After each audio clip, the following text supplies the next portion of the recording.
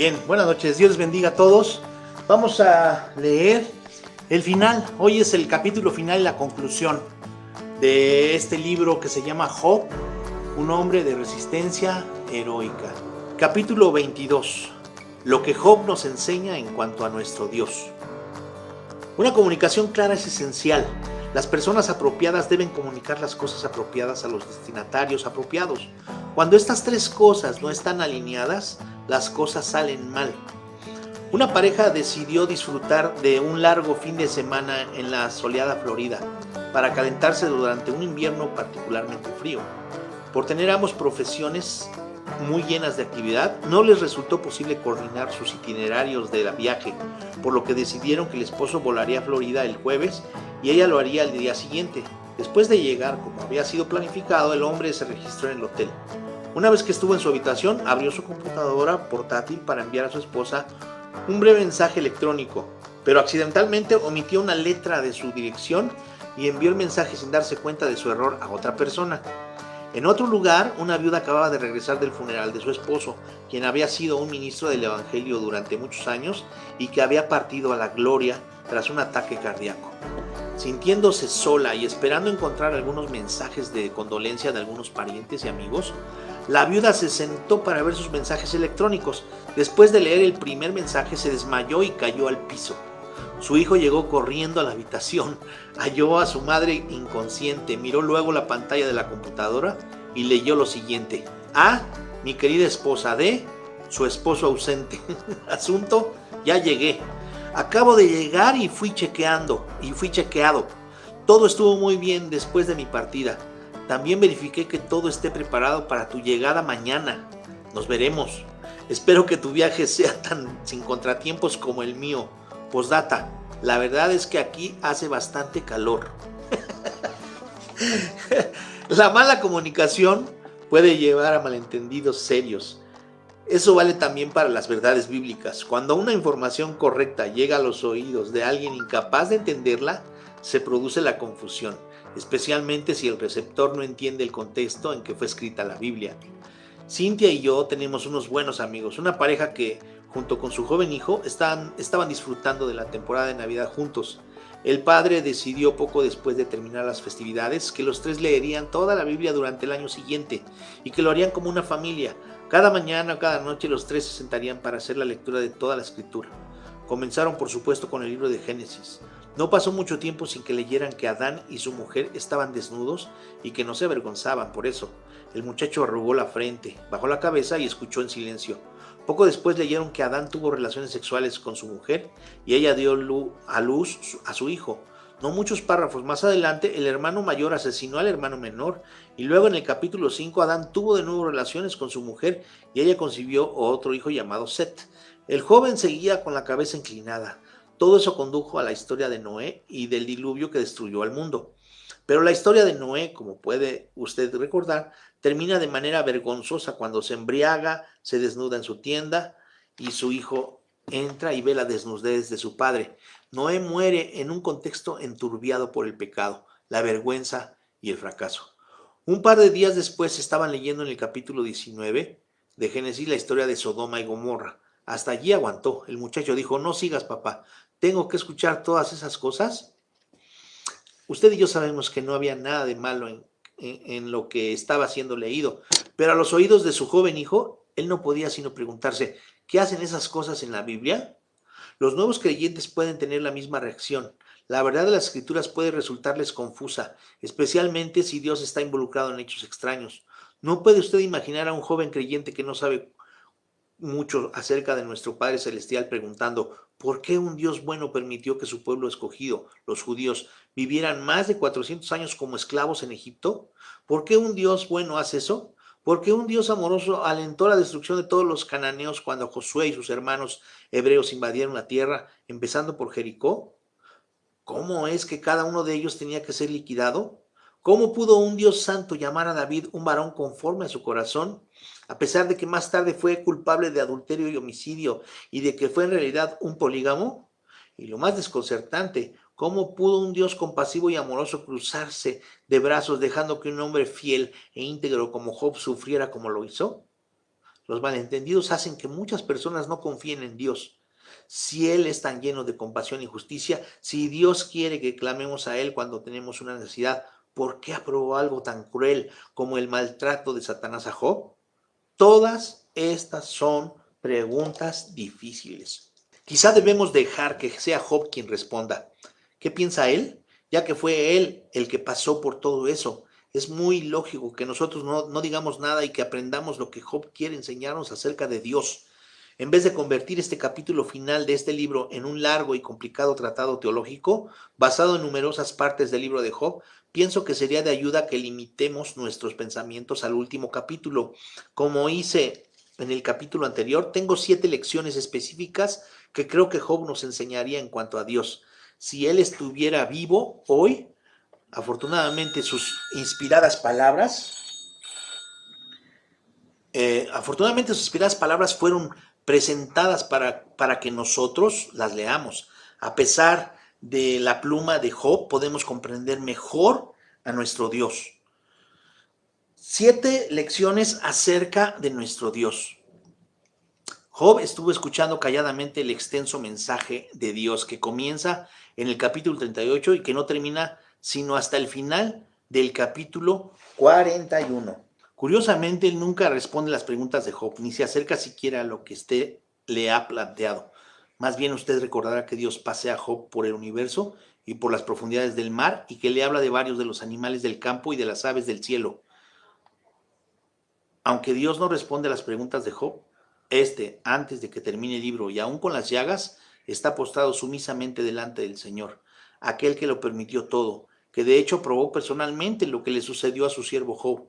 No da ninguna respuesta a las preguntas específicas del hombre. Sin embargo, repito, Job se somete humildemente.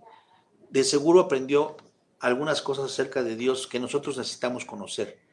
Aunque nosotros, al igual que Job, no tendremos todas, y ni siquiera la mayoría, de nuestras preguntas respondidas, tenemos mucho que aprender de este siervo de Dios. Me esforzaré por comunicarlo claramente. Lo único que le pido es que dé toda su atención a este último trecho de nuestro viaje.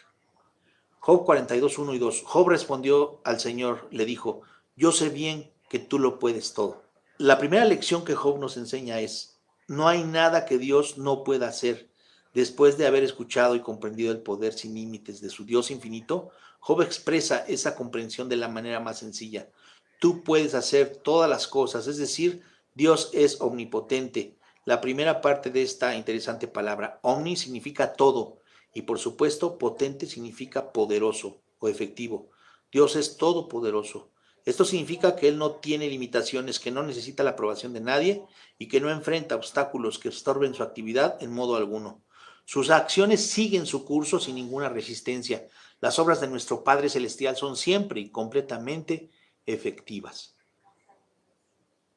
A.W. Tozer, en su libro The Knowledge of the Holy, los atributos de Dios, el conocimiento del santo, los atributos de Dios, dice teológicamente así, puesto que Él tiene bajo su gobierno todo el poder que hay en el universo, el Señor omnipotente puede hacerlo todo muy fácilmente. Todos sus actos son hechos sin esfuerzo. Él no gasta energías que deben ser renovadas. Su autosuficiencia hace innecesario que Él busque fuera de sí mismo la restauración de las fuerzas. Todo el poder que se requiere para que Él haga lo que desea hacer reside con toda plenitud en su ser infinito. Aunque es una fraseología algo técnica, encuentro útil este comentario ampliado. El punto es claro, el poder de Dios es infinito e independiente y jamás se agota. Él crea las cosas de la nada, sin ninguna disminución de energía. Él sustenta toda la vida sin necesidad de ayuda. Él nos da la vida y nos la quita. Él levanta de los muertos a quien quiere levantar sin ninguna resistencia. Y Él domina al ser más poderoso jamás creado, a Satanás mismo. Y Él domina al ser más poderoso jamás creado, a Satanás mismo, sin ningún esfuerzo. Nada es un obstáculo para la obra de Dios. Nada altera el plan de Dios. Solo Él merece la descripción de maravilloso. Nosotros hemos desvalorizado esta palabra por su uso excesivo. La hemos aplicado prácticamente a todo lo que consideramos fascinante. Los sistemas de sonido son maravillosos. Los juegos de video son maravillosos. Cuando fueron construidos los primeros automóviles Datsun Z, fueron publicitados como automóviles maravillosos. Yo recuerdo cuando iba a las exhibiciones para verlos, pero cuando más los miraba, menos maravillosos los encontraba. Tenían 4 ruedas, como los demás coches, 2 puertas, un volante, un tablero de instrumentos, todo lo que tenían los demás, y eran pequeñísimos, en realidad más pequeños que los demás automóviles en que podía meterme. No tenían un motor maravilloso, aunque la publicidad seguía diciendo, son maravillosos. ¿Qué va? Solo nuestro Dios es maravilloso. 4 veces encontramos en la Biblia, Jeremías 32:17, Jeremías 32:27, Lucas 1:37 y Lucas 18:27, que nada es imposible para Dios. Eso sí que es una buena definición de maravilloso. Encontramos una segunda verdad que vale la pena recordar al leer el final de la primera afirmación de Job. No es posible frustrar ninguno de sus planes. Job 42:2. ¿Cuál es la lección? Que es imposible frustrar los propósitos de Dios. En las palabras de Job encontramos el término frustrar.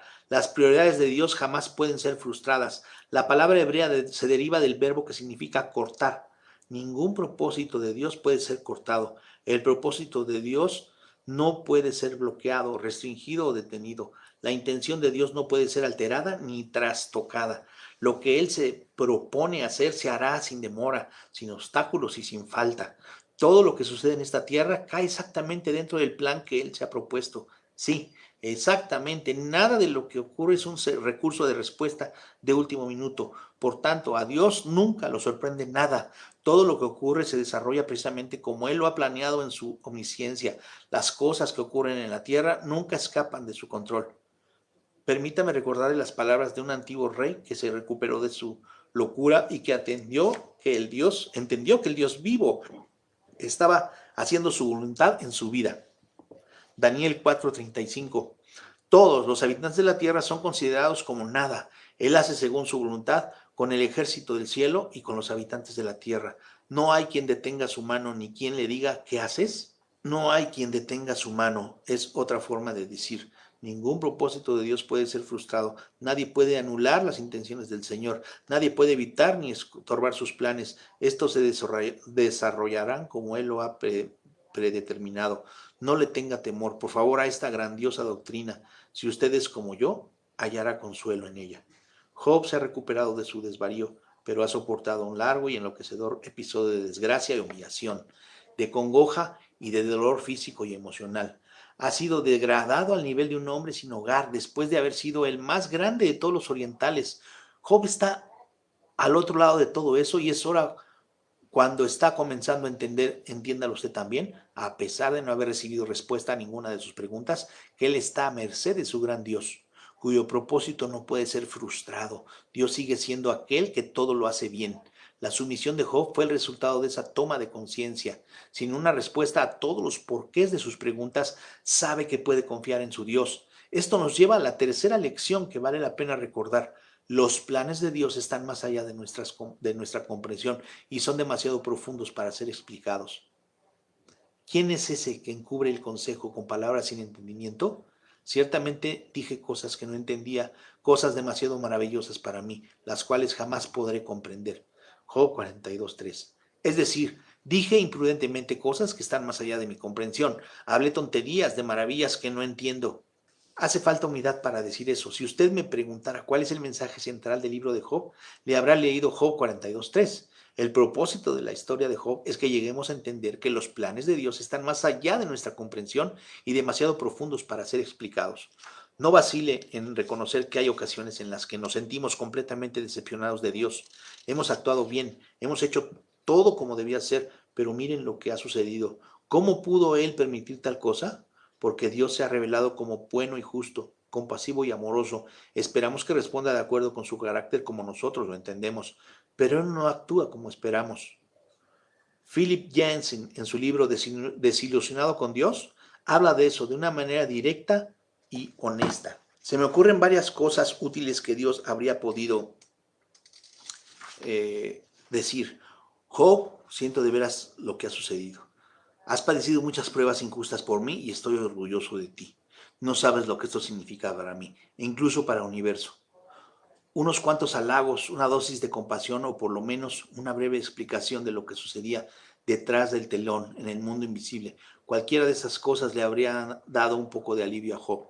Sin embargo, Dios no dice nada parecido. En realidad, su réplica consta más de preguntas que de respuestas. Echando a un lado 35 capítulos de debates acerca del problema del dolor, se lanza un magnífico viaje verbal por el mundo de la naturaleza. Parece como si guiara a Job por una galería privada donde se hallan sus obras favoritas, deteniéndose con satisfacción ante dioramas de cabras montañosas, asnos salvajes, avestruces y águilas, hablando como si estuviera sorprendido ante sus propias criaturas. La belleza poética del final de Job rivaliza con cualquier otra joya de la literatura universal. Sin embargo, aún mientras me maravillo ante la deslumbrante descripción del mundo natural que hace Dios, siento que me acosa la perplejidad. Entre todos los momentos posibles, ¿por qué escogió Dios para darle a Job un curso sobre valoración de la naturaleza? ¿Qué importancia tienen estas palabras? En su libro Wishful Thinking, Espejismo, Friedrich Buchner resume el discurso de Dios. Dios no explica, explota. Le pregunta a Job quién se piensa que es, al fin y al cabo, le dice que tratar de explicarle a él las cosas que quiere que le explique sería como tratar de explicar las teorías de Einstein a una almeja. Dios no revela sus grandes designios, Él se revela a sí mismo. El mensaje que se halla debajo de esta espléndida pieza poética se reduce a lo siguiente. Job, mientras no sepas un poco más acerca de la forma en que se gobierna el universo físico, no te pongas a decirme cómo se gobierna el universo moral. Señor, ¿por qué me estás tratando tan injustamente? Había gemido Job a lo largo de todo el libro. Ponte en mi lugar. No, replica Dios con voz de trueno, ponte tú en mi lugar, mientras no puedas dar lecciones acerca de la forma de hacer que el sol salga todos los días, o sobre dónde esparcir los relámpagos, o cómo diseñar un hipopótamo.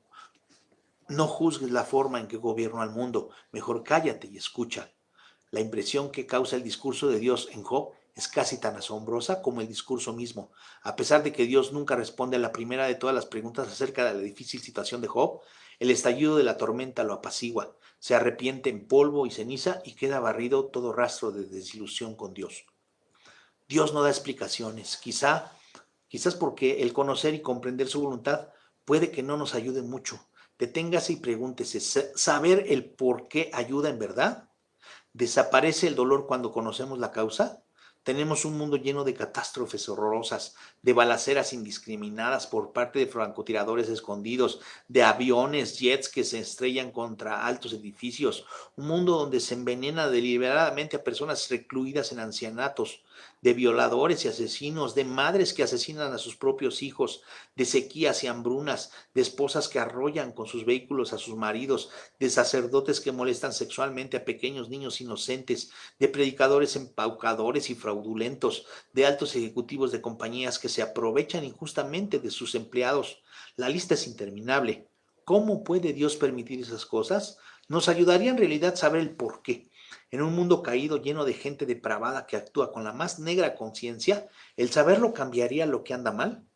Iré un paso más adelante. Dios no da explicaciones, quizá porque no somos, eh, quizá porque, iré un paso más adelante. Dios no da explicaciones, quizá porque no somos capaces de comprender sus respuestas, puesto que Él vive en una existencia que es completamente diferente a la nuestra y en una esfera que está más allá de nuestra comprensión.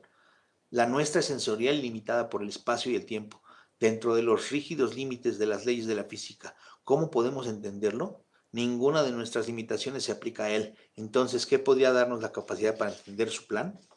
Lo que nos molesta es que Dios no actúa como nosotros pensamos que tiene que actuar. El Señor no hace lo que nuestros padres terrenales habrían hecho en circunstancias semejantes. Al pensar en esto, ¿dónde estaba Dios cuando su Hijo fue crucificado? Pero para sorpresa de muchos, de la mayoría, Dios estuvo todo el tiempo ocupado de su plan divino para nuestra salvación. Mientras el proceso seguía su curso, los discípulos de Jesús no lo entendieron. Eran las personas más desilusionadas de este mundo. ¿Se acuerda de lo que estaban pensando? Se preguntaban cómo era posible que hubieran creído en un engaño. Desde su perspectiva de almeja cuelicorta, la muerte de su maestro carecía de todo significado. ¿Sabe usted lo que Job ve al final? Ve que Dios es suficiente. no ve respuestas. Ha llegado al lugar donde no necesita respuestas. Ha tenido un vislumbre de Dios y eso es suficiente. Hay una cuarta lección que vale la pena recordar.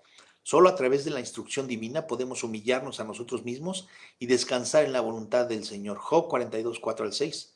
Escucha por favor y hablaré. Yo te preguntaré y tú me lo harás saber. De oídas había oído de ti, pero ahora mis ojos te ven. Tome nota especial de las palabras de Job. Él no responde. Hay algo con lo que no estoy de acuerdo. Por el contrario, dice, me retrato y me arrepiento. No hay ninguna presión divina, no hay ninguna amenaza de parte de Dios. Job, si no te pones de rodillas y me imploras misericordia, te voy a hacer papilla. No. Job deja su caso en la voluntad del Padre. Con resignada y piadosa sumisión dice, instrúyeme y como resultado de tu instrucción me someteré voluntariamente y la aceptaré. ¿Sabe lo que me encanta de la actitud de Job?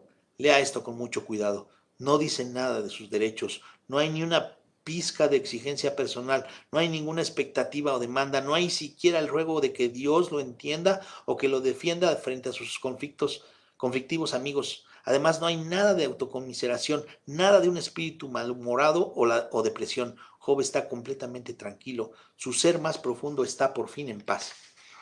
Usted pudiera decir, bueno, si Dios me hubiera bendecido como bendijo a Job, yo diría lo mismo.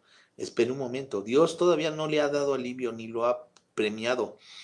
El hombre sigue todavía cubierto de llagas, sigue sin hijos, sigue sin una casa, sigue arruinado, sin que nada externo haya cambiado. Job dice tranquilamente, Señor, soy tuyo. En el capítulo anterior le pedí que leyera el consejo de Pedro. Hágalo de nuevo, por favor.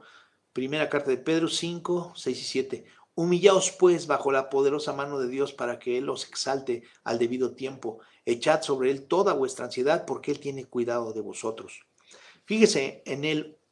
Fíjese en el momento, humíllese, no después que Él exalte, sino humíllese ahora, no espere más, deténgase, deje de discutir y descanse en Él. Es admirable cómo el Señor aquietará su espíritu y lo transportará a una esfera de contentamiento que no ha conocido antes, aún no teniendo respondidas la mayoría de las preguntas.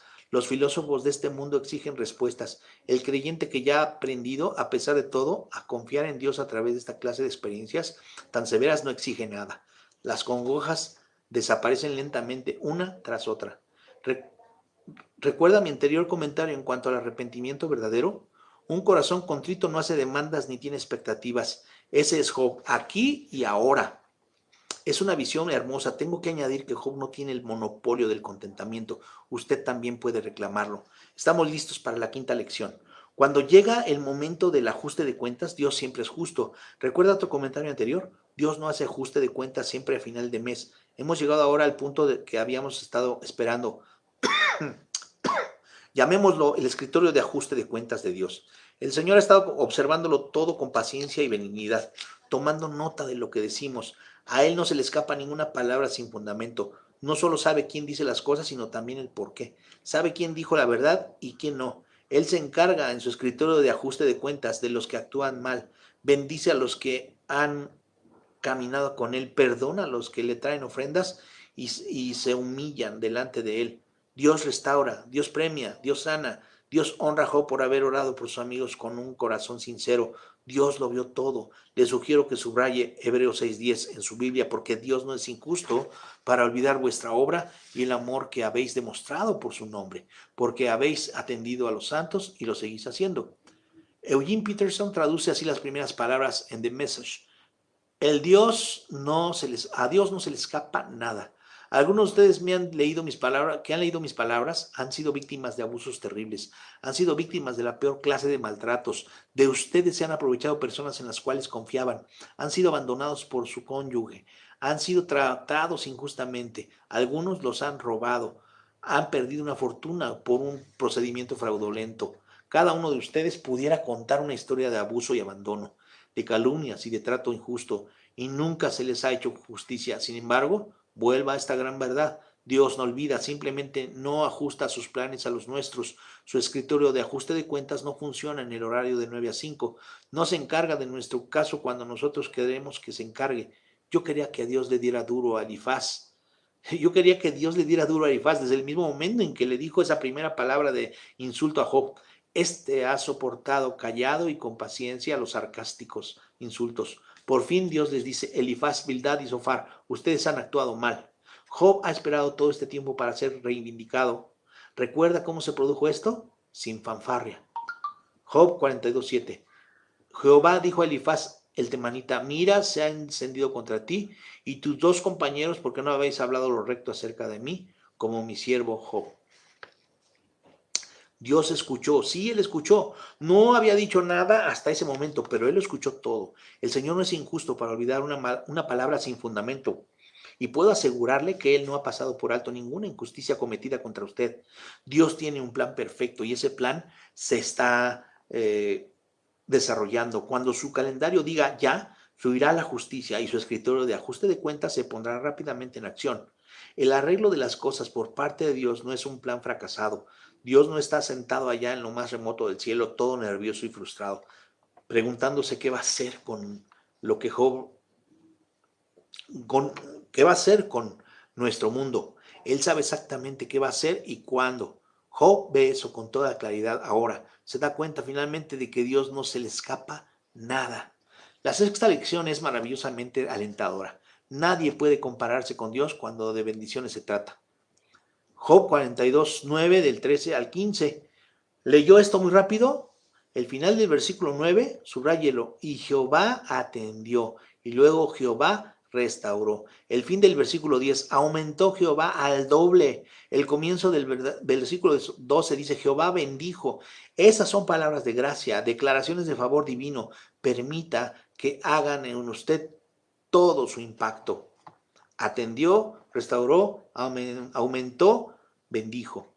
Y Jehová atendió a Job, Jehová restauró a Job cuando él oraba por sus amigos, y aumentó Jehová al doble todo lo que había pertenecido a Job. Entonces vinieron a él todos sus hermanos, todas sus hermanas y todos los que le habían conocido antes, y comieron con él en su casa. Se compadecieron de él y le consolaron por todo aquel mal que Jehová había traído sobre él. Cada uno de ellos le dio una pieza de dinero y un pendiente de oro. Jehová bendijo los últimos días de Job más que los primeros, y llegó a tener 14,000 ovejas, 6,000 camellos, 1,000 yuntas de bueyes y 1,000 asnos. Tuvo también 7 hijos y 3 hijas. No había en toda la tierra mujeres tan hermosas como las hijas de Job, y su padre les dio herencia entre sus hermanos.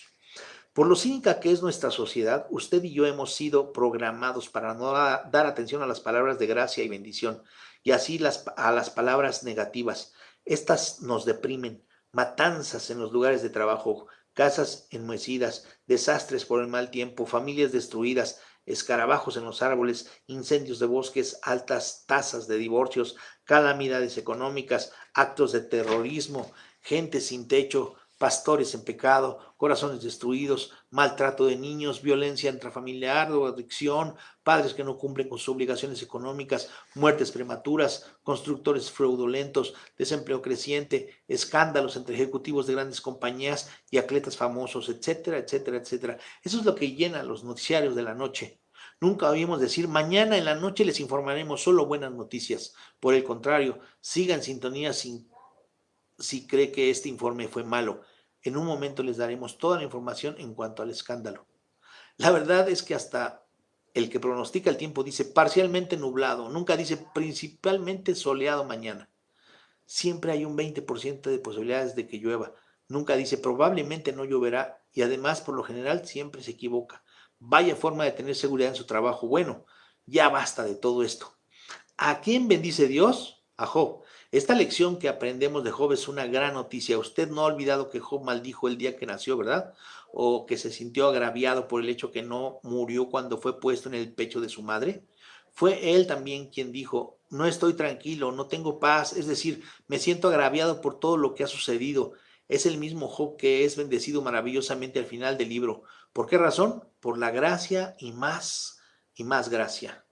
No entendemos lo que es la gracia, simplemente no entendemos. Usted trabaja duro y recibe un ascenso, trabaja más duro y recibe un ascenso mayor, trabaja durísimo y llega a dirigir la empresa. Entonces usted podrá aprovecharse de las personas que trabajan duro, más duro y durísimo. Así es como piensa este mundo caído. Pero la gracia dice: ¿estás enfermo hoy? Voy a bendecirte grandemente. ¿No te está yendo bien? Voy a bendecirte grandemente. ¿Metiste la pata? ¿Te has arrepentido? Voy a bendecirte. La gracia no depende de nuestras buenas obras. Uno de mis principales mensajes es en cuanto a la gracia. Usted pudiera pensar que porque predico sobre la gracia tengo una vida fabulosa. Antes de que ese pensamiento se apodere cómodamente de usted, permítame compartirle una página de mi vida normal y corriente. El otro día fui al supermercado y una de las cosas que estaba en mi lista era comprar una docena de huevos. Mi propósito era colocarlos en el carrito, pagarlos y ponerlos en la nevera lo más pronto posible. Por eso puse rápidamente las bolsas en el carrito, después en mi auto y finalmente hice un esfuerzo sobrehumano para meter las 6 bolsas a la casa de una sola vez, pensando en eso de la vieja economía del movimiento. A un hombre de verdad le bastaría hacer solo un viaje. ¿Por qué hacer 3 viajes si uno solo sería suficiente? Me han dicho que esto es un asunto que tiene que ver con el funcionamiento de los cerebros izquierdo y derecho del hombre. A estas alturas es posible que usted imagine lo que pasó. En algún punto del proceso de sostener las 6 bolsas, tuve que encontrar la manera de introducir la llave en la cerradura de la puerta, abrirla rápidamente, prender la luz y hacer todo esto simultáneamente, al mismo tiempo que seguía haciendo malabarismos con las 6 bolsas. Ahora puedo testificar que no hay forma de hacer eso. La ley de Murphy nos dice que algo tenía que salir mal. Y si algo tenía que salir mal, ¿cuál cree usted que fue la bolsa que salió mal? Correcto, la bolsa con la docena de huevos. Me sentía terriblemente mal en cuanto a mí mismo mientras me movía en medio de esa terrible cosa viscosa pegada por todo el piso. Finalmente me embarré lo suficiente, pero logré caminar por el piso sin deslizarme. Obstáculo número 1 superado. Llegué a la nevera para poner allí lo poco que me quedaba de la docena de huevos, suponiendo que la bandeja de los huevos estaba vacía, pero no tuve el cuidado suficiente que hay que tener si uno todavía tiene huevos en esa bandeja. Una vez más, una tortilla de 3 huevos sobre todo el piso. ¿Acaso le dije a Cintia que este es un nuevo método para limpiar el piso? ¿Acaso lo dejé secar para ver si se quitaba? Por ser un marido obediente y respetuoso no podía decir una mentira. Además, mi esposa no se comería el cuento. Por tanto, decidí hacerlo justo, limpiando todo ese desastre. Pero, ¿qué pasó? Todavía quedaba un huevo en la bandeja. Había salvado ese huevo. Por tanto, delicada y tiernamente agarré ese precioso huevo que quedaba, pero se me rompió en la mano y se me derramó hasta el codo. Lo perdí todo, lo perdí totalmente. Mi esposa oyó el desorden, entró a la cocina y preguntó, ¿sucede algo? ¿Puedo ayudarte? En mal momento, sin embargo, respondí con un tono de voz moderadamente irritado. No, no pasa nada. Después lo limpié todo. ¿Sabe una cosa? No merecía estar vivo la mañana siguiente. ¿Pero qué cree? Me desperté maravillosamente bendecido. ¿Por qué razón? Por la gracia maravillosa de Dios. El libro de Job nos instruye en cuanto a la gracia. Cuando el Señor bendice a Job, no bendice a un hombre perfecto, bendice a un hombre imperfecto. Si Job hubiera sido perfecto, no se habría arrepentido. Si hubiera hablado la verdad, no se habría retractado. ¿Cuándo vamos a entenderlo? Es por su gracia que Dios nos bendice maravillosamente y lo hace mejor que cualquiera. Job no cabe de gozo, ya no tiene las llagas. Lo siguiente que sabe es que tocan a su puerta. Son 2 hombres que necesitan trabajo. Saben que hay otros hombres que también necesitan trabajo. Muy pronto tiene suficiente dinero y los contrata. Y ve también que los camellos están volviendo. Los hombres que contrató están construyendo de nuevo las instalaciones y también su nueva casa. Y la esposa le dice una mañana, estamos comenzando de nuevo. Lo dice 10 veces más. Ya, ya es suficiente. Usted sabe el resto. Job 42, 16 y 17. Después de esto, Job vivió 140 años y vio a sus hijas y a los hijos de sus hijos hasta 4 generaciones y murió Job anciano y lleno de años. Que comience la música. Los años siguientes de Job fueron maravillosamente placenteros, lo cual nos lleva a la 7ª lección. Aquí está. Solo Dios puede llenar los últimos años de nuestra vida con música divina que nos hace libres para vivir por encima de nuestras circunstancias. El factor inmerecido de Dios nos hace libres, nos capacita para vivir totalmente para el Señor. Job finalmente capta la verdad que lo libera. Es liberado de la prisión de sus temores, liberado de la minúscula celda del pensamiento limitado y de las actitudes negativas, liberado de los resentimientos, liberado de la necesidad de saber el porqué de las cosas. Es libre, libre al fin, gracias al Todopoderoso. Es libre para vivir 140 años más envuelto por la música del gran maestro y rodeado por sus hijos, nietos y bisnietos. Todo es tan maravilloso que casi no puede recordar las llagas que lo atormentaron tantos años atrás. ¡Qué vida tan maravillosa! Es la clase de música que solo el Señor puede dar. Algunos de su misma edad estaban luchando con la demencia senil, otros batallando con la pérdida cada vez mayor de su memoria. Unos pocos de sus amigos estaban físicamente incapacitados de mantenerse en pie, sintiéndose ahora dejados de lado después de haber estado muy involucrados antes en las cosas de la vida. Pero eso no sucede con Job. Él terminó bien, teniendo una vida muy larga, emocionado por el mañana, absorto por la música divina que lo hizo libre. ¿Recuerda la película de Shawshank Redemption? La redención del penal de Shawshank. Esta es una gran película porque lo pone a uno a pensar. La película también nos levanta más allá de las celdas de la prisión de esos hombres. Tim Robbins hace el papel de un hombre llamado Andy. La película en español se llama Sueños de Libertad, se la recomiendo, está muy buena. Dice, la película también nos levanta más allá de las celdas de la prisión de sus hombres. Tim Robbins hace el papel de un hombre llamado Andy. Él y otros reclusos están luchando en contra de la brutalidad de la prisión para aferrarse a su humanidad. Pasan los días haciendo piezas de ajedrez, tallándolas de las piedras. Le pide al Estado que le den libros para la biblioteca del penal para ayudar a los presos a obtener sus diplomas de secundaria. Estas son apenas dos formas como Andy pudo aferrarse a su humanidad.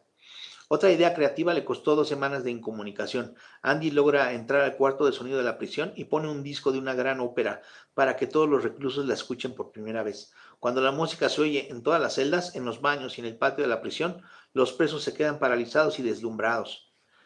Ken Gill, en su libro The Reflective Life, Becoming More Spiritually Sensitive to the Everyday Moments of Life.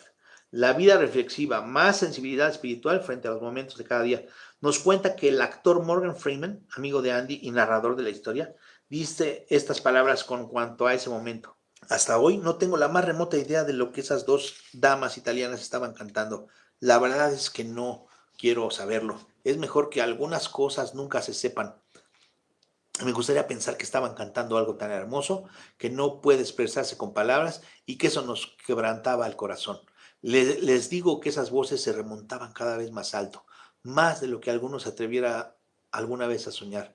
Era como si un ave hermosa batiera sus alas contra la jaula de Alejandro e hiciera que las paredes desaparecieran y por un brevísimo momento, hasta el último de los hombres de Shawshank se sintió libre.